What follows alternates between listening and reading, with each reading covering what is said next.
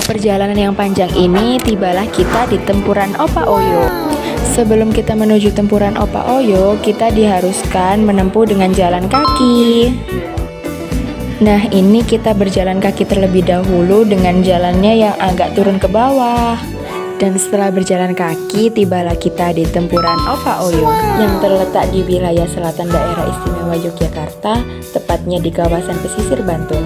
Muara ini merupakan pertemuan antara Sungai Opak dan Sungai Oyo yang kemudian bermuara ke Samudra Hindia.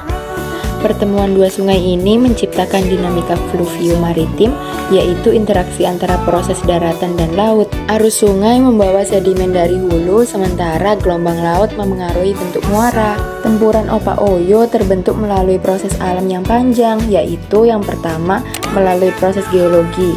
Aktivitas vulkanik dari Gunung Merapi menghasilkan material yang terbawa Sungai Opak, dan kawasan Gunung Kidul terbentuk dari batuan kapur yang membentuk aliran Sungai Oyo. Lalu kedua sistem sungai ini berkembang secara alami hingga akhirnya bertemu di wilayah Bantul. Yang kedua yaitu proses fluvial. Yang pertama terdapat erosi, yaitu pengikisan tanah oleh air, dan yang kedua yaitu transportasi adalah pengangkutan material, dan yang ketiga yaitu sedimentasi adalah pengendapan. Proses-proses ini membentuk jalur sungai hingga menciptakan titik pertemuan alami yaitu tempuran. Dan pada saat ini dosen saya sedang menjelaskan tentang letak Sungai Opak dan letak Sungai Oyo seperti yang ada pada gambar di atas. Dan ini teman-teman saya sedang mendengarkan penjelasan dari bapak dosen tersebut. Dan ini tampak dekat aliran sungai yang sangat deras yang akan menuju ke Muara Opak.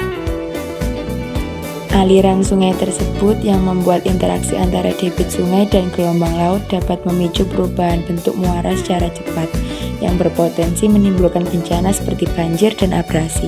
Di sekitar muara terdapat ekosistem yang berfungsi sebagai pelindung alami dari abrasi. Secara sejarah, Tempuran Opa Oyo tidak dibangun manusia, tetapi terbentuk secara alami dan sudah ada sejak puluhan tahun yang lalu sebagai sungai alami di Yogyakarta. Dan yang kedua yaitu untuk peran dalam kehidupan masyarakat yang digunakan untuk sumber air, irigasi pertanian, dan aktivitas sehari-hari masyarakat sekitar. Dan yang ketiga yaitu perkembangan modern. Saat ini Tempuran Opa Oyo mulai dikenal sebagai lokasi wisata alam dan digunakan sebagai objek penelitian geografi dan lingkungan.